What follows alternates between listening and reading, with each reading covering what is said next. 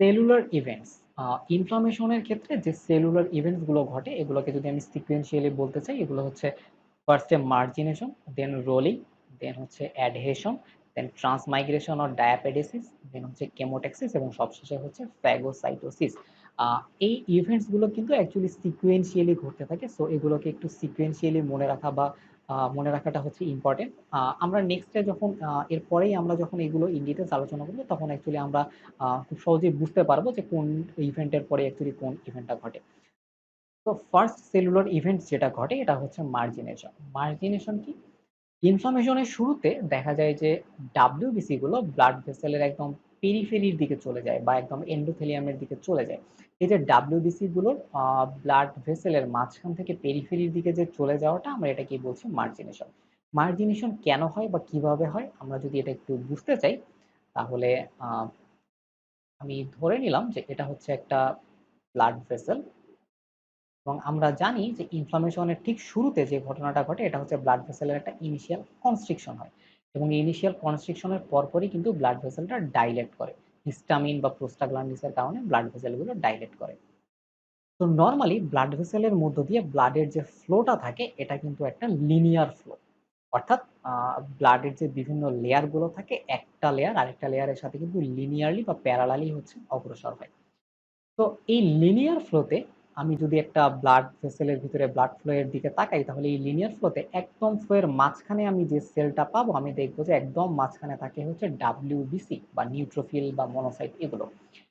কারণ কি? কারণ হচ্ছে আমরা জানি যে আমাদের যে ব্লাড কর্পাসল বা সেলগুলো রয়েছে এগুলোর মধ্যে সবথেকে হেভি বা সবথেকে ভারী সেলগুলো কিন্তু হচ্ছে ডাব্লিউবিসি এবং ডাব্লিউবিসি সবথেকে ভারী হওয়ার কারণে ডাব্লিউবিসি গুলো ব্লাড ফ্লোর ঠিক মাঝ বরাবর জায়গাটা দখল করে রাখে এবং দেখা যায় যে ডাব্লিউবিসির চারিদিকে পেরিফেরির দিকে থাকে হচ্ছে আরবিসি এবং আরবিসির পরে আমি যে লেয়ারটা পাই এখানে দেখা যায় যে থাকে কিছু প্লেটলেট এবং একদম ভেসেল লাইনিং এর সাথে বা ব্লাড ভেসেলের ওয়ালের সাথে যে জিনিসটা থাকে এটা থাকে হচ্ছে প্লাজমা। অর্থাৎ আমি যদি একটা ব্লাড ফ্লো এর দিকে তাকাই তাহলে হচ্ছে আমি একদম মাঝ বরাবর পাবো হচ্ছে ডাব্লিউবিসি কে, ডাব্লিউবিসি এর পরপরই আমি পাবো হচ্ছে আরবিসি এর লেয়ার এবং এরপরে পাবো হচ্ছে আমি প্লেটলেট এবং সবশেষে ভেসেল লাইনিং এর দিকে থাকে হচ্ছে প্লাজমা। তো যখনই ইনফ্লামেশনের শুরুতে ব্লাড ভেসেলের ডাইলেটেশন হয় অর্থাৎ ভেসো ডাইলেটেশন হয় আমরা জানি যে ভেসো ডাইলেশন হওয়ার সাথে সাথে ব্লাড ভেসেলের পারমিয়েবিলিটি কিন্তু বেড়ে যায় এবং এখান থেকে কিছু প্লাজমা ব্লাড ভেসেলের বাইরে চলে আসে অর্থাৎ টিস্যু স্পেসে চলে আসে। যখন এই প্লাজমা টিস্যু স্পেসে চলে আসে অর্থাৎ ব্লাড ভেসেল থেকে বের হয়ে যায় তখন যে ঘটনাটা ঘটে সেটা হচ্ছে ব্লাডের কিন্তু ভিসকোসিটি বেড়ে যায় কারণ দেখা যায় যে ডাব্লিউবিসি যেগুলো রয়েছে অর্থাৎ আরবিসি যেগুলো রয়েছে আরবিসি গুলো খুব স্টিকি হয়ে যায় এবং একটা আরবিসি দেখা যায় যে আরেকটা আরবিসির সাথে এভাবে সংযুক্ত হয়ে যায় এবং এভাবে যখন অনেকগুলো আরবিসি একটা আরেকটার সাথে সংযুক্ত হয়ে যায় তখন যে ঘটনাটা ঘটে তাদের কিন্তু একত্রে তাদের ভর অনেক বেড়ে যায় এবং তাদের ভর অনেক বেড়ে যাওয়ার কারণে তারা মাঝখান থেকে যে ডাব্লিউবিসি গুলো ছিল ডাব্লিউবিসি গুলোকে তারা এখান থেকে কিক আউট করে দেয় এবং তখন দেখা যায় যে ডাব্লিউবিসি গুলো একদম ব্লাড ভেসেলের মাঝখান থেকে দেখা যায় যে ব্লাড ভেসেলের পেরিফেরির দিকে চলে আসতে বাধ্য হয় এবং ব্লাড ভেসেলের মাঝখানটা দখল করে রাখে হচ্ছে আরবিসি। তো এই যে আরবিসি গুলোর স্টিকিনেস এর কারণে ডাব্লিউবিসি গুলোকে যে ব্লাড ফ্লো এর মাঝখান থেকে পেরিফেরির দিকে সরে আসতে হলো আমরা এই প্রক্রিয়াটাকে বলছি মার্জিনেশন। তো আমাদের নেক্সট ইভেন্ট হচ্ছে রোলিং। রোলিং কি? রোলিং হচ্ছে ফার্স্টে যখন ডাব্লিউবিসি এর মার্জিনেশন হয় অর্থাৎ নিউট্রোফিল বা মনোসাইট যখন ব্লাড ভেসেলের পেরিফেরির দিকে বা এন্ডোথেলিয়াম লাইনিং এর দিকে চলে যায় মার্জিনেশন হওয়ার পরে দেখা যায় যে এই ডাব্লিউবিসি গুলো এন্ডোথেলিয়ামের লাইনিং এ পরপর রোল করতে থাকে এবং এই রোল করাটাকে আমরা অ্যাকচুয়ালি বলছি যে রোলিং। তো রোলিং অ্যাকচুয়ালি কিভাবে হয় বা রোলিং হওয়ার পিছনে মেকানিজমটা অ্যাকচুয়ালি কি? আমরা জানি যে যখন হচ্ছে ডাব্লিউবিসির মার্জিনেশন হয়েছিল তখন কিন্তু ডাব্লিউবিসি গুলো একদম এন্ডোথেলিয়াম লাইনিং বরাবর চলে এসেছিল অর্থাৎ ডাব্লিউবিসি গুলো কিন্তু একদম এন্ডোথেলিয়ামের লাইনিং এর কাছে চলে এসেছিল। এটাকে আমরা বলছিলাম হচ্ছে মার্জিনেশন। তো আমার ইনফ্লামেশনের একটা মেইন উদ্দেশ্য হচ্ছে আমার ব্লাড ভেসেলের ভিতরে যে ডাব্লিউবিসি গুলো থাকবে অর্থাৎ যে নিউট্রোফিল গুলো থাকবে এগুলোকে কিন্তু আমার এখান থেকে বের করে নিয়ে আসতে হবে হচ্ছে একদম ইনফ্লামেশন সাইটে অর্থাৎ যেখানে আমার টিস্যু ড্যামেজ হচ্ছে সেই ইনফ্লামেশন সাইটে। তো যখন ডাব্লিউবিসি গুলোর অ্যাকচুয়ালি মার্জিনেশন হয় বা নিউট্রোফিল গুলো যখন পেরিফেরিতে এন্ডোথেলিয়াম লাইনিং এর কাছাকাছি চলে আসে, তখন এই ডাব্লিউবিসি গুলো বা নিউট্রোফিল গুলোর স্পিড থাকে অনেক বেশি। তো ফার্স্টে আমাকে যেটা করতে হবে সেটা হচ্ছে এই ডাব্লিউবিসি বা নিউট্রোফিলের স্পিডটাকে আমাকে কমিয়ে দিতে হবে। এবং এই স্পিডটা কমিয়ে দেওয়ার জন্য দেখা যায় যে ডাব্লিউবিসির দেখা যায় যে এন্ডোথেলিয়াম লাইনিং এ কিছু স্পিড ব্রেকার তৈরি হয়, এবং এই স্পিড ব্রেকার গুলোকে আমরা বলছি সিলেক্টিনস। এগুলোকে আমরা বলছি সিলেক্টিনস। তো যখনই নিউট্রোফিল এই এন্ডোথেলিয়ামের সিলেক্টিনসের সংস্পর্শে আসে, তারা কিন্তু হচ্ছে একটা ধাক্কা খায়, এবং এই ধাক্কা খাওয়ার কারণে দেখা যায় যে তাদের স্পিডটা অনেক বেশি কমে যায়।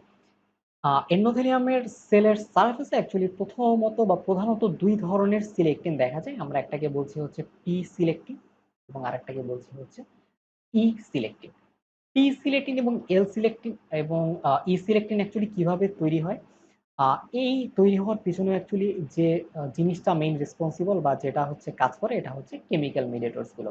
যেমন এখানে যখন অ্যাকচুয়ালি টিস্যু ড্যামেজ হচ্ছে বা সেল ড্যামেজ হচ্ছে, তখন এখানে হিস্টামিন মাস্ট সেল বা মাস্ট সেল থেকে হিস্টামিন রিলিজ হচ্ছে, বা এখানে যে মনোসাইট গুলো থাকছে এখান থেকে কিছু ইন্টারলিউকিনস রিলিজ হচ্ছে, টিউমার নেক্রোসিস ফ্যাক্টর রিলিজ হচ্ছে।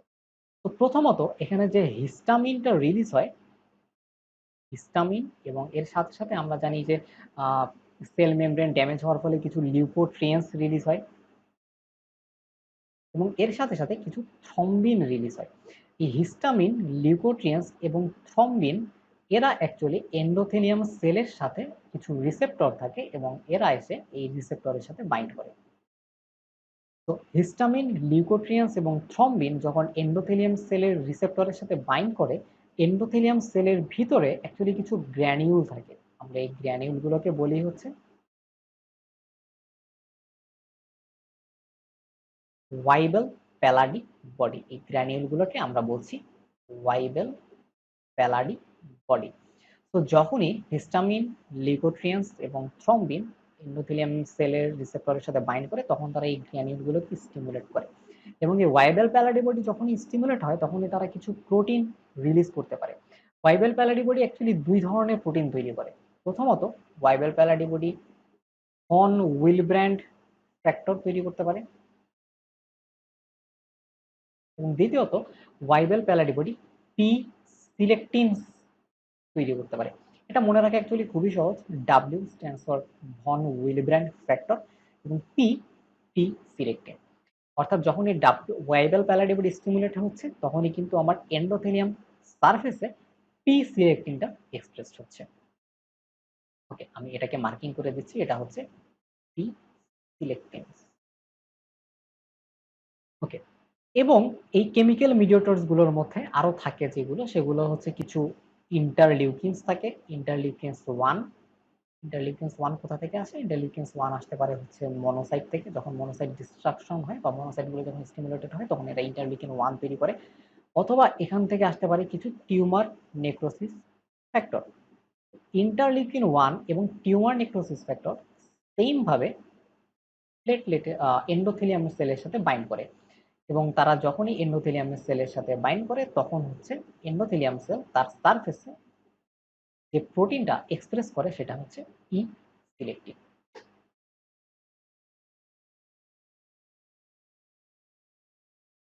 অর্থাৎ যখন কেমিক্যাল মিডিয়েটরস গুলো এন্ডোথেলিয়াম সেলের সাথে বাইন্ড করছে, যখন হিস্টামিন, লিউকোট্রিয়েন্স এবং থ্রম্বিন এন্ডোথেলিয়াম সেলের সাথে বাইন্ড করে, তখন এন্ডোথেলিয়াম সেল সাথে সাথেই তার সারফেসে পি সিলেক্টিন এক্সপ্রেস করে, এবং যখন ইন্টারলিউকিনস এবং টিউমার নেক্রোটিক ফ্যাক্টর এন্ডোথেলিয়াম সেলের সাথে বাইন্ড করে, তখন এন্ডোথেলিয়াম সেল তার সারফেসে ই সিলেক্টিনটা এক্সপ্রেস করে। এখানে একটা জিনিস একটু মনে রাখতে হবে যে যখন অ্যাকচুয়ালি কেমিক্যাল মিডিয়েটরস গুলো তৈরি হয়, তখন কিন্তু হিস্টামিন, লিউকোট্রিয়েন্স এবং থ্রম্বিন খুব র্যাপিডলি তৈরি হয়ে যায়, বা খুব ইনিশিয়ালি প্রথমের দিকেই তৈরি হয়ে যায়। কিন্তু ইন্টারলিউকিন ওয়ান বা টিউমার নেক্রোটিক ফ্যাক্টর তৈরি হতে একটু সময় লাগে। সো ফার্স্টে এন্ডোথেলিয়াম সেল তার সারফেসে পি সিলেক্টিনটা এক্সপ্রেস করে, এবং এরপরে ই সিলেক্টিন এক্সপ্রেস করে। তো এখন যে ঘটনাটা ঘটে সেটা হচ্ছে নিউট্রোফিল এসে এই পি সিলেক্টিন এবং ই সিলেক্টিনের সাথে এসে ধাক্কা খায়, এবং ধাক্কা খেয়ে তার স্পিডটা কমে যায়। যখনই নিউট্রোফিল পি সিলেক্টিন এবং ই সিলেক্টিনের সাথে এসে ধাক্কা খায়, তখন তারা এর সাথে একটা দুর্বল বন্ধন তৈরি করে। আমি যদি এখানে একটু জিনিসটাকে এভাবে দেখাতে চাই, হচ্ছে পি সিলেক্টিন এবং এটা হচ্ছে ই সিলেক্টিন।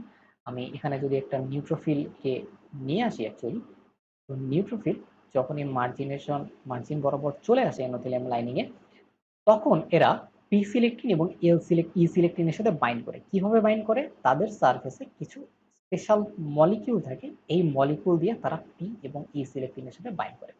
এই মলিকুলগুলোকে আমরা বলছি যে থায়ালাইল লুইস এক্স, থায়ালাইল লুইস এক্স। তো নিউট্রোফিল যখন এন্ডোথেলিয়াম লাইনিং এর কাছে চলে আসে এবং যখন তারা পি সিলেক্টিন এবং ই সিলেক্টিনের সাথে অ্যাকচুয়ালি ধাক্কা খায়, তখন তারা পি সিলেক্টিন এবং ই সিলেক্টিনের সাথে থায়ালাইল লুইস এক্স দিয়ে বাইন্ড করে এবং এখানে একটা দুর্বল বন্ধন ক্রিয়েট হয়। সায়ালাইল লুইস এক্স কিভাবে আসে? সায়ালাইল লুইস এক্স অ্যাকচুয়ালি নিউট্রোফিলের ক্ষেত্রে যখন ইনফ্লামেশন হয়, তখন এখান থেকে আমরা জানি যে ইনফ্লামেশনের ক্ষেত্রে কিছু C3A বা হচ্ছে কিছু C5A নামক কিছু কমপ্লিমেন্ট অ্যাক্টিভেট হয়ে যায়। কিন্তু এই C3A এবং C5A নিউট্রোফিলকে অ্যাক্টিভেট করে এবং নিউট্রোফিল তখন তার সারফেসে সায়ালাইল লুইস এক্স শো করে এবং দেখা যায় যে তখন এই সায়ালাইল লুইস এক্স পি সিলেক্টিন এবং ই সিলেক্টিনের সাথে একটা উইক বন্ড ক্রিয়েট করে।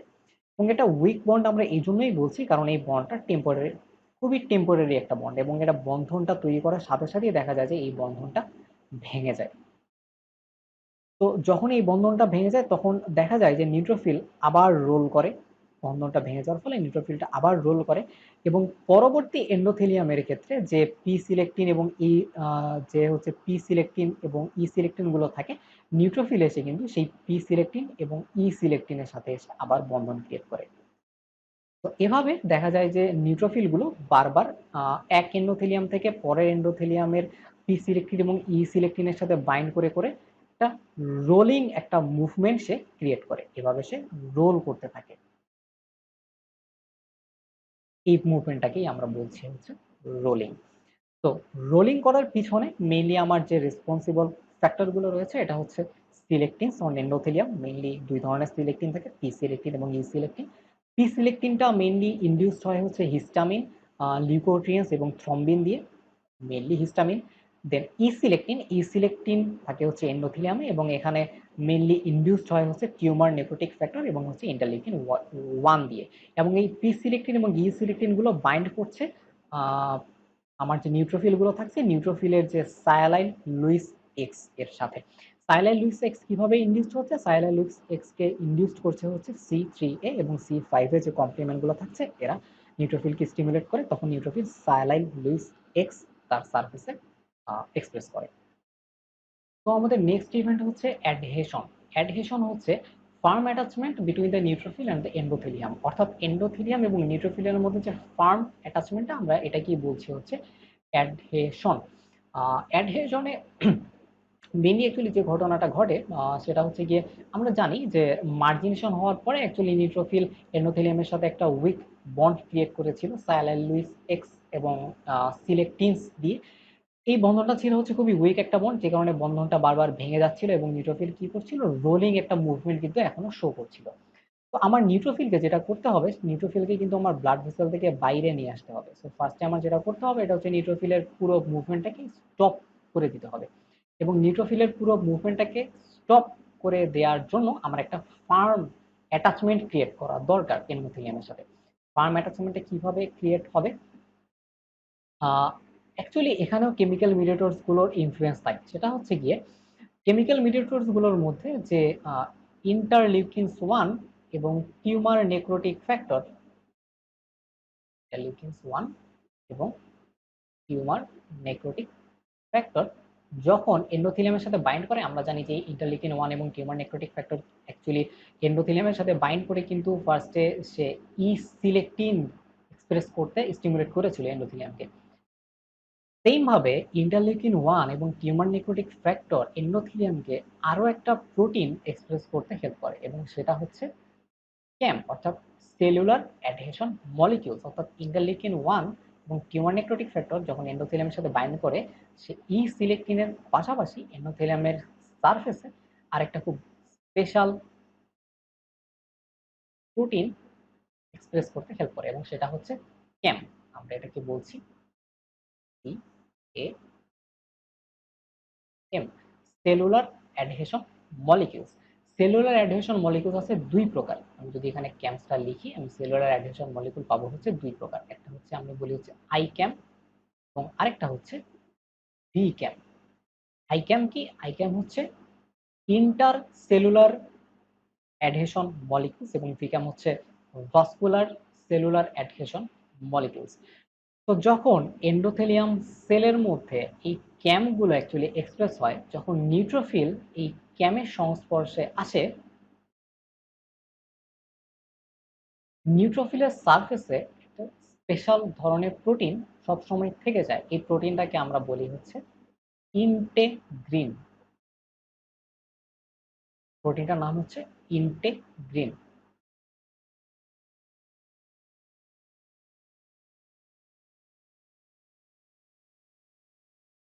তো যখন ইন্টেগ্রিন ক্যাম এর সংস্পর্শে আসে, নর্মালি ইন্টেগ্রিন ইনঅ্যাক্টিভ থাকে, বাট ইন্টেগ্রিন যখনই ক্যাম এর সংস্পর্শে আসে দেখা যায় যে ইন্টেগ্রিন গুলো অ্যাক্টিভেট হয়ে যায় এবং এই অ্যাক্টিভ ইন্টেগ্রিন গুলো ক্যাম এর সাথে খুব ফার্ম একটা অ্যাটাচমেন্ট ক্রিয়েট করে।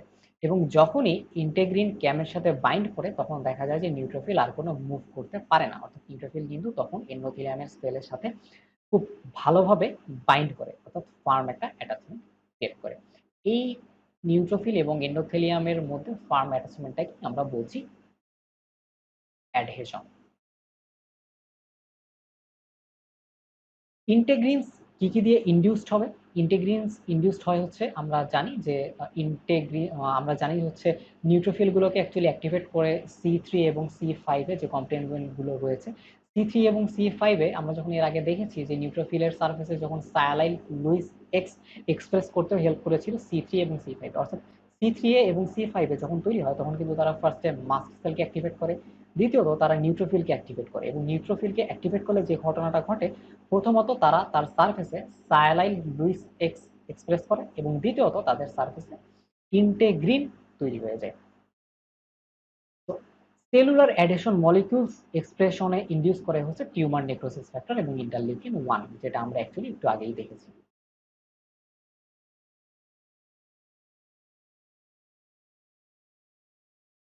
তো আমাদের নেক্সট স্টেপ হচ্ছে ট্রান্সমাইগ্রেশন অর ডায়াপেডিসিস। ট্রান্সমাইগ্রেশন অর ডায়াপেডিসিস মানে হচ্ছে নিউট্রোফিল বা ডাব্লিউবিসি গুলো যখন এন্ডোথেলিয়াম ক্রস করে ব্লাড ভেসেলের লুমেন থেকে টিস্যু স্পেসে চলে আসে, আমরা এটাকে বলি হচ্ছে ট্রান্সমাইগ্রেশন অর ডায়াপেডিসিস, অর্থাৎ migration of leukocytes across the endothelium to the tissue space.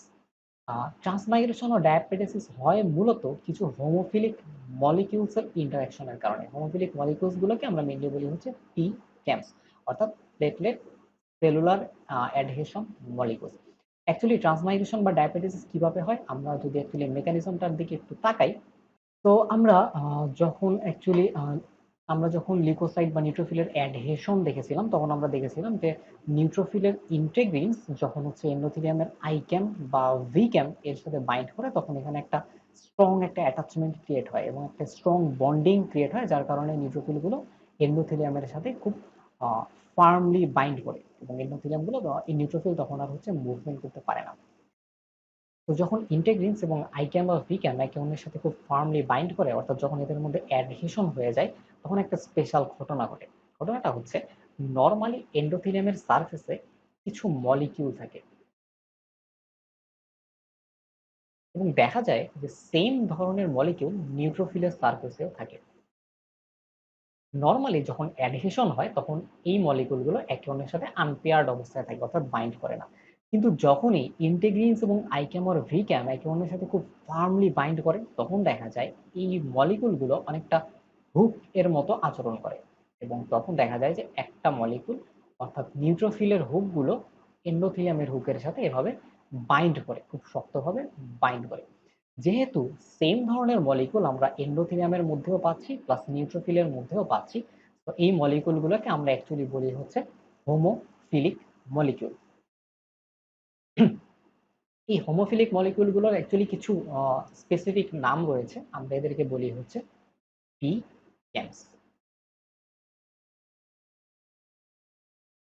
P ক্যামস পিক্যামস মানে হচ্ছে প্লেটলেট সেলুলার অ্যাডহেশন মলিকিউলস, অর্থাৎ এই মলিকুলগুলোকে মেইনলি ফার্স্টে আবিষ্কার করা হয়েছিল বা পাওয়া গিয়েছিল হচ্ছে অ্যাকচুয়ালি প্লেটলেটে। তো পরে দেখা গেল যে এই সেম মলিকুলগুলো এন্ডোথেলিয়াম এবং নিউট্রোফিলের মধ্যেও থাকে এবং তারা একে অন্যের সাথে বাইন্ড করে ডায়াপেটিসিসে হেল্প করে। তো এখন এই মলিকুলগুলো বা পিক্যামস গুলো বা হোমোফিলিক মলিকুলস গুলো অ্যাকচুয়ালি কিভাবে ডায়াপেটিসিসে হেল্প করে আমরা যদি এটা বলতে চাই, তাহলে আমি যদি এটাকে একটু এখানে বড় করে এবং আর একটু ভালোভাবে শো করতে চাই, আমি ধরে নিলাম এটা হচ্ছে নিউট্রোফিল এবং দেখা যায় যে হচ্ছে পরপর বা পাশাপাশি দুটো এন্ডোথেলিয়ামের পিক্যামস নিউট্রোফিলের পিক্যামসের সাথে যুক্ত হয়। এবং আমরা জানি যে যখন হচ্ছে কিনা ভাস্কুলার বা ভেসোডাইলেশন হয় তখন কিন্তু অলরেডি এন্ডোথেলিয়াম গুলোর মধ্যে একটা গ্যাপ ফর্মেশন হয়ে যায়, অর্থাৎ এন্ডোথেলিয়ামের গুলোর মধ্যে কিন্তু একটা গ্যাপ থাকার কারণে পারমিয়াবিলিটি বেড়ে যায়।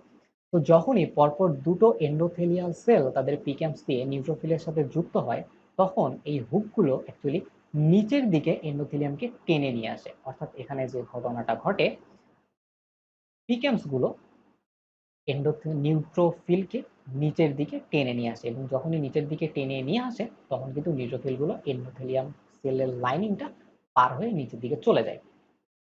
এখন আমরা জানি যে ব্লাড ভেসেলের ওয়ালে অ্যাকচুয়ালি শুধু যে এন্ডোথেলিয়াম লাইনিং থাকে তা না, বরং ব্লাড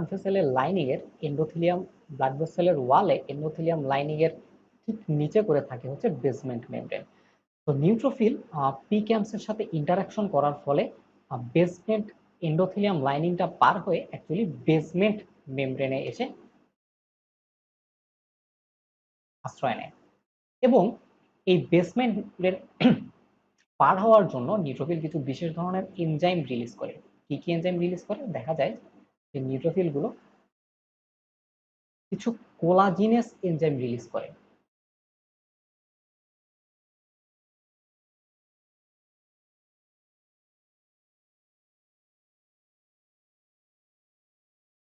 কারণ আমরা জানি যে বেসমেন্ট মেমব্রেন গুলো মেইনলি তৈরি হয় হচ্ছে কোলাজেন দিয়ে। তো নিউট্রোফিল যখন এন্ডোথেলিয়াম লাইনিংটা পার হয়ে বেসমেন্ট মেমব্রেনের কাছে আসে তখন সে কোলাজিনাস এনজাইম রিলিজ করে এবং এই কোলাজিনাস এনজাইম গুলো যেটা করে এটা হচ্ছে বেসমেন্ট মেমব্রেনটা ডিস্ট্রাক্ট করে ফেলে এবং তখন আমার বেসমেন্ট মেমব্রেনটা কিন্তু নষ্ট হয়ে যায় এবং এই নষ্ট হয়ে যাওয়ার ফলে এখানে যে গ্যাপটা তৈরি হয় এই গ্যাপ দিয়ে নিউট্রোফিল গুলো খুব সহজেই এখান থেকে পার হয়ে টিস্যু স্পেসে চলে আসতে পারে। তো আলটিমেটলি আমি যদি আবার একটু রিক্যাপ করতে চাই যে অ্যাকচুয়ালি ডায়াবেটিসিসে কি হয়, ফার্স্টে যখন ইন্টিগ্রিনস এবং আইক্যাম অ্যান্ড বিক্যাম একে অন্যের সাথে হচ্ছে খুব ফার্মলি বাইন্ড করে অর্থাৎ অ্যাডহেশন হয়, তখন এন্ডোথেলিয়াল সারফেসে এবং নিউট্রোফিলের মধ্যে কিছু সেম ধরনের মলিকিউল থাকে যাদেরকে আমরা বলছি হোমোফিলিক মলিকিউলস এবং এদেরকে আমরা বলি অ্যাকচুয়ালি পিক্যামস। পিক্যামস গুলো একে অন্যের সাথে বাইন্ড করে এবং পিক্যামস গুলো যখনই একে অন্যের সাথে বাইন্ড করে তখন এন্ডোথেলিয়ামের পিক্যাম গুলো অ্যাকচুয়ালি নিউট্রোফিলকে নিচের দিকে টেনে নিয়ে আসে এবং আমরা জানি যে এন্ডোথেলিয়াল সেলগুলোর মধ্যে একটা আগে থেকে একটা গ্যাপ ফর্মেশন হয়ে থাকে এবং এই গ্যাপ দিয়ে নিউট্রোফিল গুলো এন্ডোথেলিয়াল লাইনিংটা পার হয়ে বেসমেন্ট মেমব্রেনে এসে আশ্রয় নেয় এবং এই বেসমেন্ট মেমব্রেনটা পার হওয়ার জন্য নিউট্রোফিল কিছু এনজাইম রিলিজ করে যেগুলোকে আমরা বলছি কোলাজিনেস এনজাইম বেসমেন্ট মেমব্রেনের কোলাজেন ফাইবার গুলোকে ডিস্ট্রাক্ট করে দেয় এবং তখন নিউট্রোফিল গুলো এই কোলাজেন বেসমেন্ট মেমব্রেন পার হয়ে টিস্যু স্পেসে চলে আসে।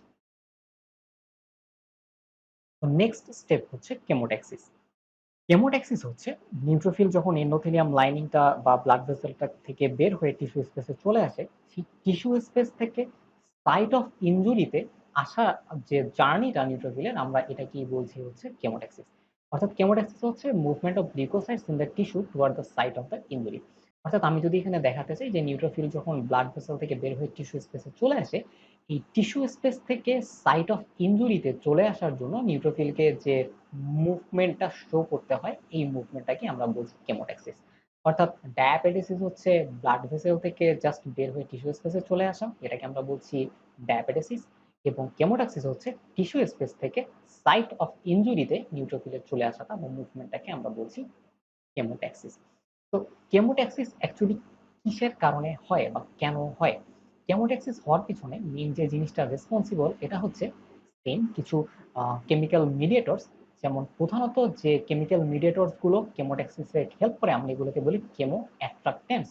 কেমো অ্যাট্রাক্টেন্টস হিসেবে মেইনলি যে কেমিক্যাল সাবস্টেন্স গুলো রেসপন্সিবল সেগুলো হচ্ছে ব্যাকটেরিয়াল প্রোডাক্টস, কমপ্লিমেন্টস এর মধ্যে C5A, লিউকোট্রিয়েন্ট B4 এবং হচ্ছে ইন্টারলিউকিন 8। এখানে একটা জিনিস একটু লক্ষণীয়, সেটা হচ্ছে এখানে কিন্তু অ্যাকচুয়ালি এক্সোজেনাস এবং এন্ডোজেনাস দু ধরনের কেমিক্যাল সাবস্টেন্সই রয়েছে। যেমন ব্যাকটেরিয়াল প্রোডাক্টস, এগুলো কিন্তু হচ্ছে এক্সোজেনাস কেমিক্যাল সাবস্টেন্স, এগুলো হচ্ছে আমাদের বডির ভিতরে বা নিজস্ব কোনো কেমিক্যাল না, কিন্তু কমপ্লিমেন্টস বা C5A এবং লিউকোট্রিয়েন B4 বা ইন্টারলিউকিন 8 এগুলো কিন্তু এন্ডোজেনাস, অর্থাৎ এগুলো কিন্তু আমাদের বডির ভিতর থেকেই আসছে। তো এই কেমো অ্যাট্রাক্টেন্টস গুলোর প্রতি অ্যাকচুয়ালি নিউট্রোফিল আকৃষ্ট হয়ে যায়, এবং নিউট্রোফিল গুলো যখন এই কেমো অ্যাট্রাক্টেন্টস এর প্রতি আকৃষ্ট হয়ে যায়, তখনই হচ্ছে তারা সেই আকর্ষণের উপর বেস্ট করে কিন্তু সাইট অফ ইনজুরিতে চলে আসে। তো অ্যাকচুয়ালি কিভাবে এই মুভমেন্টটা হয় বা কিভাবে তারা এই কেমো অ্যাট্রাক্টেন্টস এর প্রতি স্টিমুলেটেড হয়, এটা হচ্ছে আমরা একটু দেখব। তো আমি ফার্স্টে এখানে একটা বড় করে নিউট্রোফিল আঁকছি। এটা হচ্ছে নিউট্রোফিল। তো অ্যাকচুয়ালি যেটা হয় সেটা হচ্ছে নিউট্রোফিলের সারফেসে, পুরো সারফেস জুড়ে কিছু স্পেশাল রিসেপ্টর থাকে, এবং এই রিসেপ্টর গুলো বিভিন্ন কেমো অ্যাট্রাক্টেন্টস এর সাথে বাইন্ড করতে পারে। আমরা অলরেডি জানি যে কেমো অ্যাট্রাক্টেন্টস কি কি রয়েছে। আমরা জানি যে কেমো অ্যাট্রাক্টেন্টস রয়েছে লিউকোট্রিয়েন B4 বা ইন্টারলিউকিন 8 বা ব্যাকটেরিয়াল প্রোডাক্টস অথবা C5A। সো যখনই অ্যাকচুয়ালি কোনো কেমো অ্যাট্রাক্টেন্ট এসে এই নিউট্রোফিলের এই রিসেপ্টর গুলোর সাথে বাইন্ড করে, তখন নিউট্রোফিল গুলো অ্যাকচুয়ালি স্টিমুলেটেড হয়ে যায়। অ্যাকচুয়ালি যে ঘটনাটা ঘটে, এই কেমো অ্যাট্রাক্টেন্স গুলো ফার্স্টে কি হবে, গিয়ে নিউট্রোফিলের সাথে বাইন্ড করবে। এখন একটা জিনিস এখানে একটু খেয়াল করতে হবে, সেটা হচ্ছে কেমো অ্যাট্রাক্টেন্ট গুলো কিন্তু যেই দিকে সাইট অফ ইনজুরিটা থাকছে, সেই দিকের নিউট্রোফিলের রিসেপ্টরে কিন্তু সব থেকে বেশি বাইন্ড করছে। অর্থাৎ কোনো একটা কেমো অ্যাট্রাক্টেন্ট নিউট্রোফিলের এই দিকে যতটা বেশি বাইন্ড করবে, তার থেকে কিন্তু যেই দিকটা তার সাইট অফ ইনজুরির দিকে ফেস করে থাকবে, সেই রিসেপ্টর গুলোতে বা সেই দিকের রিসেপ্টর গুলোতে কিন্তু বেশি বাইন্ড করবে। অর্থাৎ দেখা যাবে যে নিউট্রোফিলের ক্ষেত্রে এই সাইট অফ ইনজুরির দিকে যে রিসেপ্টর গুলো, এগুলো বেশি স্টিমুলেটেড হবে। তো নিউট্রোফিলের রিসেপ্টরের সাথে যখন এই কেমো অ্যাট্রাক্টেন্ট গুলো অ্যাকচুয়ালি বাইন্ড করে, তখন এখানে কিছু স্পেশাল প্রোটিন অ্যাক্টিভেটেড হয়ে যায়। প্রোটিন গুলোকে আমরা বলি হচ্ছে GQ।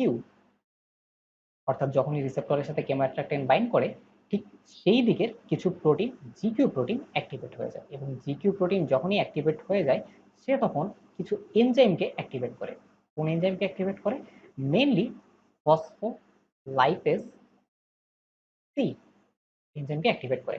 এখন আমরা জানি যে ফসফোলাইপেজ সি, এই এনজাইমটার কাজ হচ্ছে অ্যাকচুয়ালি মেমব্রেনের মধ্যে, কোনো সেলের মেমব্রেনের মধ্যে আমরা জানি যে ফসফোলিপিড থাকে। ফসফোলাইপেজ সি গিয়ে এক্স্যাক্টলি এই মেমব্রেনের ফসফোলিপিডকে ড্যামেজ করা শুরু করে। তো আর একটা জিনিস আমরা জানি, যেটা সেটা হচ্ছে মেমব্রেন ফসফোলিপিডের মধ্যে যে ইম্পর্টেন্ট একটা ফসফোলিপিড থাকে, সেটার নাম হচ্ছে গিয়ে PIP2, অর্থাৎ ফসফাটাইডিল ইনোসিটোর ডাইফসফেট। তো ফসফোলাইপেজ সি ফার্স্টে মেমব্রেন ফসফোলিপিডের মধ্যে ফসফাটাইডিল ইনোসিটোর ডাইফসফেটকে ভেঙে ফেলে, এবং ফসফোরাইডিল ইনোসিটোর ডাইফসফেট ভেঙে গিয়ে দুটো জিনিস তৈরি করে। প্রথমত এরা তৈরি করে হচ্ছে ইনোসিটল ট্রাইফসফেট, এবং দ্বিতীয়ত এরা তৈরি করে হচ্ছে ডাই অ্যাসাইল গ্লিসারল। এই ইনোসিটল ট্রাইফসফেট যেটা করে, সেটা হচ্ছে গিয়ে সেলের ভিতরে আমরা জানি যে কিছু হচ্ছে এন্ডোপ্লাজমিক রেটিকুলাম থাকে। এই এন্ডোপ্লাজমিক রেটিকুলামে কিছু বিশেষ ধরনের রিসেপ্টর থাকে। ইনোসিটল ট্রাইফসফেট সেই রিসেপ্টরে গিয়ে বাইন্ড করে, এবং যখনই ইনোসিটল ট্রাইফসফেট এই রিসেপ্টরের সাথে বাইন্ড করবে, তখন যেটা হয় যে আমরা জানি যে অ্যাকচুয়ালি এন্ডোপ্লাজমিক রেটিকুলামের ভিতরে অনেক ক্যালসিয়াম আয়ন থাকে। তো ইনোসিটল ট্রাইফসফেট তখন ক্যালসিয়াম আয়নকে রিলিজ করে। ক্যালসিয়াম আয়ন ফার্স্টে ক্যালমোডুলিন এর সাথে বাইন্ড করে। ক্যালসিয়াম আয়ন যখন ক্যালমোডিউলিনের সাথে বাইন্ড করে, তখন একটা বিশেষ ধরনের এনজাইম অ্যাক্টিভেটেড হয়। এই এনজাইমটাকে আমরা বলছি প্রোটিন কাইনেস সি। এবং এই প্রোটিন কাইনেস সি এনজাইমটা যেটা করে, এটা হচ্ছে বিভিন্ন ধরনের, আমরা এখানে দেখতেই পাচ্ছি যে প্রোটিন কাইনেস সি, তার মানে এটা হচ্ছে বিভিন্ন প্রোটিনকে ফসফোরাইলেটেড করবে। তো প্রোটিন কাইনেজ সি তখন বিভিন্ন প্রোটিনকে ফসফোরাইলেট করা শুরু করে। প্রথমত এখানে অনেক ধরনের অ্যাক্টিন ফিলামেন্টস থাকে। অ্যাক্টিন গুলো অ্যাকচুয়ালি মনোমার হিসেবে থাকে। প্রোটিন কাইনেজেসে এই অ্যাক্টিন মনোমার গুলোকে একসাথে যুক্ত করে অ্যাক্টিন ফিলামেন্ট তৈরি করে বা অ্যাক্টিনের একটা পলিমার তৈরি করে। তো যখনই এখানে অ্যাক্টিনের পলিমার তৈরি হয় দেখা যায় যে ঠিক যে সাইটে নিউট্রোফিলের সারফেসের যে সাইটে রিসেপ্টরের সাথে কেমো অ্যাট্রাক্টেন্ট গুলো বাইন্ড করেছিল, সেই কেমো অ্যাট্রাক্টেন্ট গুলোর সাইডে অ্যাকচুয়ালি অনেকগুলো অ্যাক্টিন ফিলামেন্ট জমা হতে থাকে।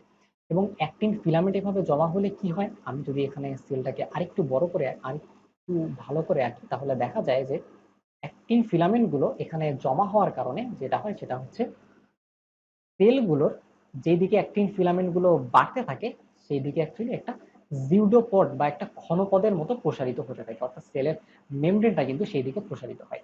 এখন সেলের মেমব্রেনটা যেদিকে প্রসারিত হয় দেখা যায় যে সেলটা ঠিক সেই দিকে এগিয়ে যায় এবং পিছনের অংশটুকু সামনের দিকে চলে আসে।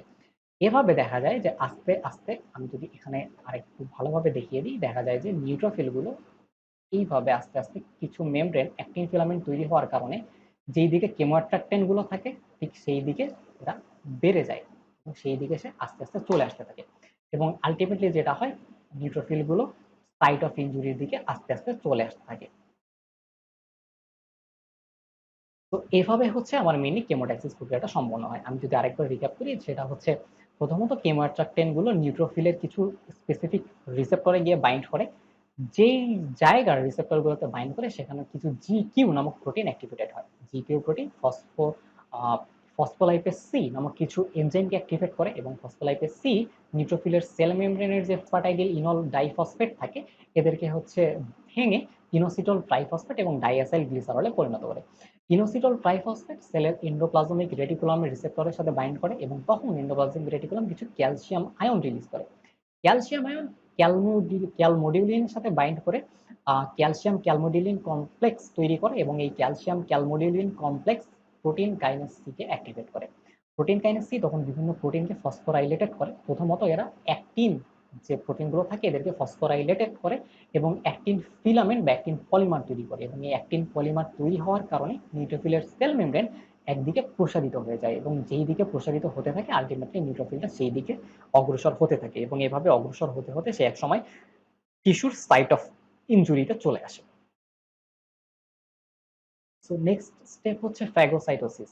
ফ্যাগোসাইটোসিস হচ্ছে অ্যাকচুয়ালি যে প্রসেসে কোনো ফ্যাগোসাইট কোনো প্যাথোজেন বা ব্যাকটেরিয়াকে অ্যাকচুয়ালি এনগালফ করে এবং এরপরে মেরে ফেলে, সেই প্রক্রিয়াটাকে আমরা বলছি ফ্যাগোসাইটোসিস। অর্থাৎ engulfment and killing of a foreign particles যেমন bacteria by neutrophils or macrophage, অর্থাৎ কোনো ফ্যাগোসাইটোসিস দিয়ে কোনো একটা ফরেন পার্টিকেলসের এনগালফমেন্ট এবং কিলিংকে আমরা বলছি ফ্যাগোসাইটোসিস।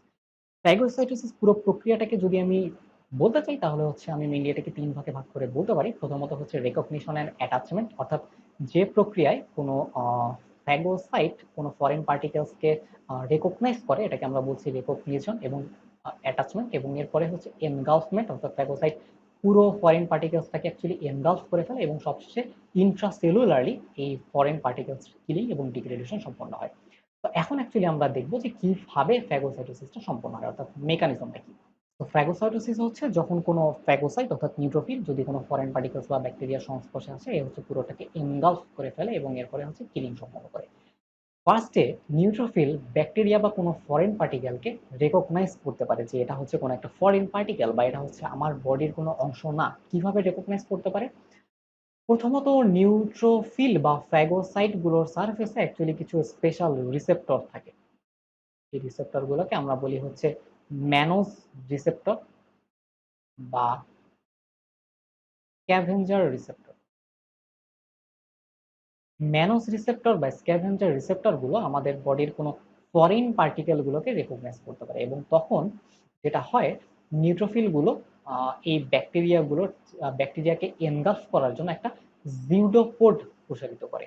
আমি যদি এখানে জিনিসটাকে একটু আঁকতে চাই তাহলে দেখা যায় যে এটা হচ্ছে নিউট্রোফিল এবং যখনই তার ম্যানোজ এবং স্ক্যাভেঞ্জার রিসেপ্টর কোনো একটা ব্যাকটেরিয়াকে রেকগনাইজ করতে পারে সেই ব্যাকটেরিয়াটাকে এনগালফ করার জন্য তার চারদিকে হচ্ছে একটা জিউডোপোড প্রসারিত করে দেয় এবং তখন দেখা যায় যে ব্যাকটেরিয়াটা এই জিউডোপোডের মাঝখানে চলে আসে এবং আলটিমেটলি পুরো জিউডোপোডটা একসময় গিয়ে বন্ধ হয়ে যায় বা ক্লোজড হয়ে যায়, এবং তখন দেখা যায় যে পুরো নিউট্রোফিলটা অ্যাকচুয়ালি ব্যাকটেরিয়াটাকে এনগালফ করে ফেলে।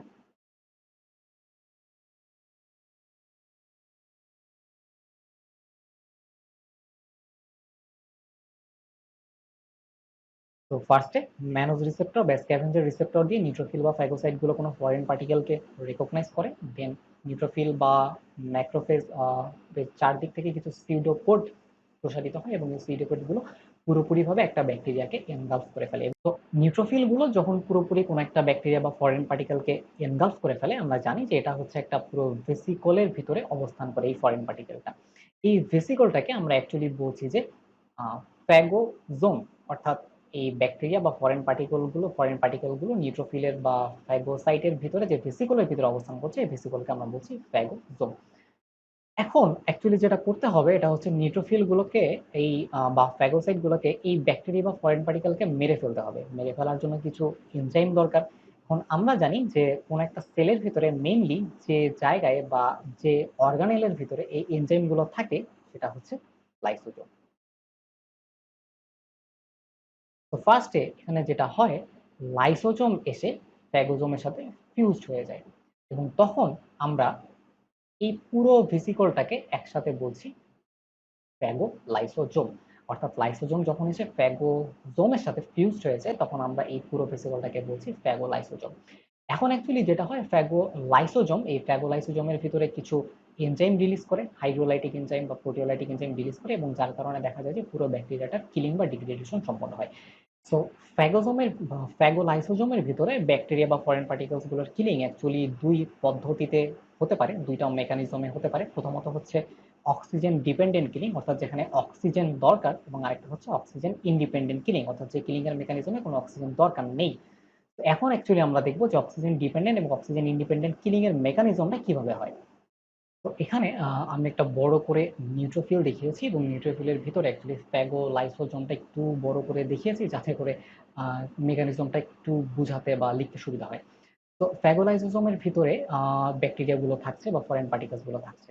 তো ফার্স্টে যেটা হয় সেটা হচ্ছে ফ্যাগোলাইসোজোমের ভিতরে আহ, যখন লাইসোজোম গুলো এর ভিতরে কিছু এনজাইম রিলিজ করে, সেই এনজাইমের প্রভাবে সেলের ভিতরে অক্সিজেন গুলো সুপার অক্সাইড তৈরি করে। অক্সিজেন গুলো থেকে আমার তৈরি হয় হচ্ছে সুপার অক্সাইড। কেন এই সুপার অক্সাইড গুলো কেন তৈরি হয়? কারণ অ্যাকচুয়ালি যখন লাইসোজোম গুলো এখানে হাইড্রোলাইটিক এনজাইম অন্যান্য এনজাইম গুলো রিলিজ করে, তখন অ্যাকচুয়ালি এখানে একটা র্যাপিড অক্সিজেন বার্স্ট তৈরি হয়, এবং এখানে অনেকগুলো রিঅ্যাক্টিভ অক্সিজেন স্পেসিস তৈরি হয়, এবং এর কারণেই দেখা যায় যে অক্সিজেন থেকে কিছু সুপার অক্সাইড তৈরি হয়, O2-। তো এই সুপার অক্সাইড থেকে পরবর্তীতে যেটা হয় সেটা হচ্ছে সুপার অক্সাইড থেকে তৈরি হয় হচ্ছে হাইড্রোজেন পারঅক্সাইড। সুপার অক্সাইডের সাথে অ্যাকচুয়ালি কিছু এনজাইম, যেমন এখানে যে এনজাইমটা মেনলি কাজ করে এটা হচ্ছে সুপার অক্সাইড ডিসমিউটেস, বা আমরা এটাকে সংক্ষেপে বলি হচ্ছে এসওডি। এই সুপার অক্সাইড ডিসমিউটেস সুপার অক্সাইড থেকে হাইড্রোজেন পারঅক্সাইড তৈরি করে। যখন হাইড্রোজেন পারঅক্সাইড তৈরি হয় তখন অ্যাকচুয়ালি এখানে দুই ধরনের ঘটনা ঘটতে পারে। প্রথমত, হাইড্রোজেন পার অক্সাইড থেকে মায়ালো পার অক্সিডেস নামক একটা এনজাইম, আমি এটাকে একটু নীল কালি দিয়ে দিই, MPO, মায়ালো পার অক্সিডেস এনজাইম হাইড্রোজেন পার অক্সাইডকে ক্লোরাইড আয়নের উপস্থিতিতে এখানে HOCl তৈরি করতে পারে। HOCl বা হচ্ছে হাইপোক্লোরাইড তৈরি করতে পারে। এই হাইপোক্লোরাইডটা হচ্ছে খুবই টক্সিক একটা রিঅ্যাক্টিভ অক্সিজেন স্পেসিস, এবং যেটা খুব এফিসিয়েন্টলি ব্যাকটেরিয়া বা অন্য প্যাথোজেন কিল করে ফেলতে পারে। হাইড্রোজেন পারঅক্সাইড থেকে আরেকটা যে ঘটনা ঘটতে পারে এটা হচ্ছে হাইড্রোজেন পারঅক্সাইড থেকে অ্যাকচুয়ালি আয়রনের উপস্থিতিতে, অর্থাৎ Fe2+ এই আয়নের উপস্থিতিতে হাইড্রোজেন পারঅক্সাইড থেকে তৈরি হয় হচ্ছে হাইড্রক্সিল আয়ন।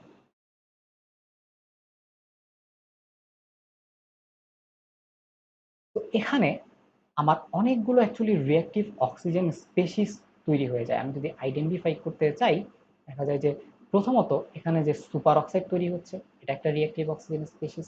এখানে হাইড্রোজেন পার অক্সাইড তৈরি হচ্ছে, এখানে HOCl তৈরি হচ্ছে, এবং এখানে হাইড্রক্সিল আয়ন তৈরি হচ্ছে। তো এই সবগুলো কিন্তু হচ্ছে টক্সিক, এবং এগুলো ফ্যাগোলাইসোজোমের ভিতরে যে ব্যাকটেরিয়া বা অন্যান্য ফ্যাগোজো ফরেন পার্টিকেলস গুলো থাকে এগুলোকে কিন্তু মেরে ফেলতে পারে।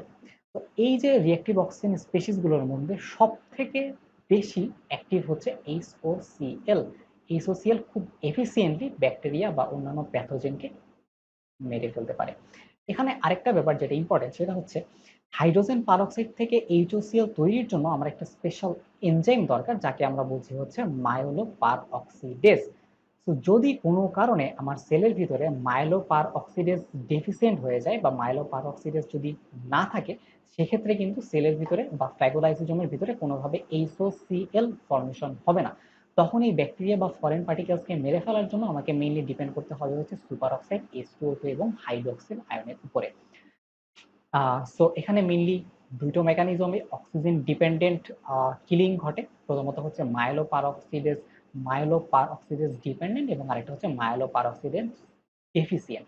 মায়োলোপারঅক্সিডেজ যদি থাকে তাহলে HOCl খুব এফিসিয়েন্টলি ব্যাকটেরিয়া বা অন্যান্য প্যাথোজেনকে মেরে ফেলতে পারে, বাট MPO বা মাইলোপারঅক্সিডেজ যদি না থাকে সেক্ষেত্রে ব্যাকটেরিয়া বা অন্যান্য প্যাথোজেনকে মেরে ফেলার জন্য আমার ডিপেন্ড করতে হয় হচ্ছে সুপার অক্সাইড এবং হচ্ছে হাইড্রোক্সিল আয়নের উপরে।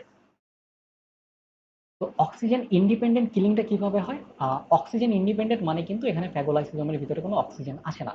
তো ফ্যাগোলাইসোজোমের ভিতরে যদি কোনো অক্সিজেন না আসে তাহলে কিন্তু এখানে কোনো সুপার অক্সাইড বা কোনো হাইড্রোজেন পারঅক্সাইড বা হাইড্রোক্সিল অথবা HOCl কিন্তু ফর্মেশন হতে পারে না এবং তখন দেখা যায় যে ব্যাকটেরিয়াকে কিল করার মতো তেমন কেউ থাকে না।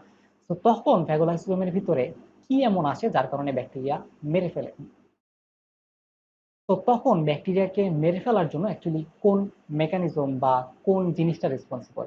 এই ক্ষেত্রে নিউট্রোফিলের ভিতরে কিছু ছোট ছোট গ্র্যানিউলস থাকে, আমরা যেগুলোকে বলি হচ্ছে অ্যাকচুয়ালি সেকেন্ডারি গ্র্যানিউলস। এই সেকেন্ডারি গ্র্যানিউলস থেকে নিউট্রোফিল কিছু এনজাইম রিলিজ করে। তো প্রথমত এই গ্র্যানিউল থেকে যে এনজাইমটা আসে এটার নাম হচ্ছে লাইসোজাইম। লাইসোজাইম অ্যাকচুয়ালি ব্যাকটেরিয়াকে মেরে ফেলার জন্য একটা এফিসিয়েন্ট একটা এনজাইম। সো লাইসোজাইম যখন ফ্যাগোলাইসোজামের ভিতর রিলিজ হয় সেকেন্ডারি গ্র্যানিউলস থেকে তখন এই লাইসোজাইমটা ব্যাকটেরিয়াকে বা অন্য কোনো প্যাথোজেনকে মেরে ফেলতে পারে। দ্বিতীয়ত সেকেন্ডারি গ্র্যানিউলস থেকে কিছু প্রোটিন রিলিজ হয় এবং এই প্রোটিনগুলোকে আমরা বলি হচ্ছে মেজর বেসিক প্রোটিন। এই মেজর বেসিক প্রোটিনও ব্যাকটেরিয়া সেল বা অন্যান্য প্যাথোজেনকে মেরে ফেলতে পারে। তো মেইনলি অক্সিজেন ইন্ডিপেন্ডেন্ট কিলিং এ ফ্যাগোলাইসোজোমের ভিতরে কোনো অক্সিজেন রিঅ্যাক্টিভ স্পেসিস আসে না, বরং এর পরিবর্তে সেকেন্ডারি গ্র্যানুলস থেকে কিছু এনজাইম এবং কিছু প্রোটিন আসে যেমন লাইসোজাইম বা MBP মেজর বেসিক প্রোটিন। এই এনজাইম এবং প্রোটিনগুলো ব্যাকটেরিয়া সেলকে মেরে ফেলে। বাট এই লাইসোজাইম বা MBP কিন্তু অক্সিজেন ডিপেন্ডেন্ট কিলিং এর মতো বা রিঅ্যাক্টিভ অক্সিজেন স্পেসিসের মতো এতটা এফিসিয়েন্ট না। সো এখানে এটা একটা ইনএফিসিয়েন্ট কিলিং মেকানিজম। তো নেক্সট টপিক হচ্ছে অপসোনাইজেশন। অপসোনাইজেশন কি? অপসোনাইজেশন হচ্ছে coding of microbe to target it for phagocytosis. অর্থাৎ আমরা জানি যে যখন হচ্ছে কোন একটা নিউট্রোফিল বা কোন একটা ম্যাক্রোফেজ যখন অ্যাকচুয়ালি কোনো ব্যাকটেরিয়া বা কোনো প্যাথোজেনের কাছাকাছি আসে তখন অ্যাকচুয়ালি নিউট্রোফিলের চারিদিকে যে রিসেপ্টর গুলো থাকে যেমন ম্যানোজ রিসেপ্টর বা হচ্ছে কোনো স্ক্যাভেঞ্জার রিসেপ্টর এগুলো কিন্তু হচ্ছে এই ব্যাকটেরিয়া বা ফরেন পার্টিকেলস গুলোকে রেকগনাইজ করতে পারে এবং রেকগনাইজ করার পরে এরা জিউটোকোড প্রসারিত করে এদেরকে এনগালফ করে ফেলে এবং এরপর হচ্ছে ইন্ট্রাসেলুলার কিলিং সংঘটিত হয়। তো এই ম্যানোজ রিসেপ্টর বা স্ক্যাভেঞ্জার রিসেপ্টর গুলোর এই ব্যাকটেরিয়া বা হচ্ছে ফরেন পার্টিকেলস গুলোকে রেকগনাইজ করার পিছনে যে প্রসেসটা একটা খুব ইম্পর্টেন্ট রোল প্লে করে আমরা এটাকে বলছি অপসোনাইজেশন। অপসোনাইজেশন মানে আমরা জানি যে কোনো ফরেন পার্টিকেলস বা ব্যাকটেরিয়ার চারদিক দিয়ে যখন কোনো হচ্ছে একটা কোট তৈরি হয়ে যায় আমরা এটাকে বলছি হচ্ছে অপসোনাইজেশন। তো অপসোনিন নামক কিছু প্রোটিন থাকে, যেমন আমরা অ্যাকচুয়ালি যেটা একটু আগে দেখলাম যে কিছু প্রোটিন অপসোনিনস হিসেবে কাজ করে বা এই যে কোটটা যে তৈরি হচ্ছে মাইক্রোবের চারদিকে এই কোটগুলো তৈরি করে হচ্ছে কিছু প্রোটিন যাদেরকে আমরা বলছি অপসোনিনস। অপসোনিনস হিসেবে কাজ করে কারা? অপসোনিনস হিসেবে কাজ করতে পারে IgG, C3b complement, mannose binding lectin বা হচ্ছে MBL, সি রিঅ্যাক্টিভ প্রোটিন বা CRP এবং আরেকটা হচ্ছে ফিব্রিনোজেন। এগুলো হচ্ছে অপসোনিন প্রোটিন হিসেবে কাজ করে মাইক্রোব গুলোর চারিদিকে একটা কোট ফর্ম করে। তো যখন অপসোনিন গুলো হচ্ছে মাইক্রোব গুলোর চারদিকে একটা কোট ফর্ম করে তখন এই ম্যানোজ রিসেপ্টর এবং স্ক্যাভেঞ্জার রিসেপ্টর গুলোর এই মাইক্রোব গুলোকে অ্যাকচুয়ালি রিকগনাইজ করার ক্ষমতা অনেক বেশি বেড়ে যায়। তো তখন দেখা যায় যে নিউট্রোফিল গুলো এদের ম্যানোজ রিসেপ্টর বা স্ক্যাভেঞ্জার রিসেপ্টর গুলোকে দিয়ে খুব সহজেই এই প্যাথোজেন গুলোকে হচ্ছে বা ব্যাকটেরিয়া গুলোকে রিকগনাইজ করতে পারছে। তো আমরা যদি এখন একটা একটু চিত্রের দিকে তাকাই, এখানে যেটা হয় এটা হচ্ছে আমরা এখানে দেখতে পাচ্ছি যে একটা ব্যাকটেরিয়া বা হচ্ছে একটা প্যাথোজেন, ব্যাকটেরিয়ার চারদিকে কিছু অ্যান্টিবডি, যেমন হচ্ছে আইজিজি অ্যান্টিবডি গুলো ব্যাকটেরিয়াটার চারদিকে একটা কোট ফর্ম করে দেয়, এবং যখনই হচ্ছে এই কোটটা ফর্ম করে দেয় তখন কিন্তু ম্যাক্রোফেজের যে রিসেপ্টর গুলো থাকে, যেমন এফসি প্রোটিন রিসেপ্টর এখানে দেখানো হয়েছে, এফসি প্রোটিন রিসেপ্টর গুলো কিন্তু এই আইজিজি সহ এই প্যাথোজেনটাকে খুব সহজেই রেকগনাইজ করতে পারে, এবং তখন দেখা যায় যে এরা এই ব্যাকটেরিয়াটাকে পুরোপুরি খুব ভালোভাবে এনগালফ করে ফেলতে পারে। সো এই ছিল আজকের ভিডিওতে। এতক্ষণ পুরো ভিডিও মনোযোগ দিয়ে দেখার জন্য ধন্যবাদ। নেক্সটে হয়তো অন্য কোনো টপিক নিয়ে ডিসকাস করবো। আল্লাহ হাফেজ।